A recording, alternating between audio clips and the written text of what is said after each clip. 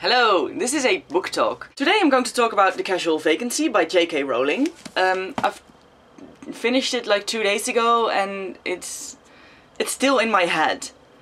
I was, of course, as a Harry Potter fan, very curious to see what Rowling would come up with for an adult book.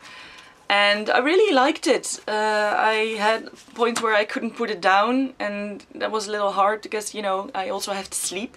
Rowling is a very direct writer. She doesn't embellish for the sake of language. No, she's busy telling a story.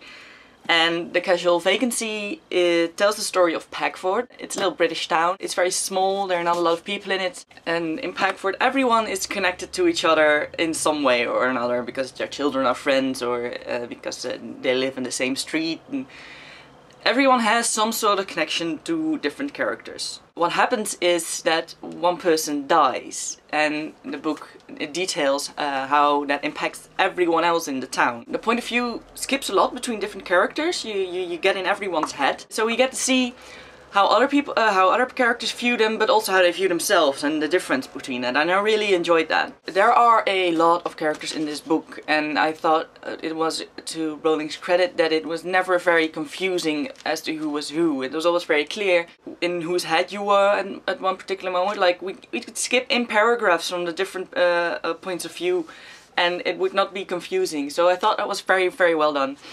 And I really enjoyed seeing all the different characters, even if a lot of them were actually quite unlikable to me. I really didn't like them. But you spend time in their head, so you get to know why they are the way. They're understandable. Everyone in the book is understandable, even if they're terrible to each other for whatever reason. And I really get into it. I really like to see how that works with human connections, and I think it was because of that it was a very good book for me. The one thing I didn't like was how rushed the ending felt to me.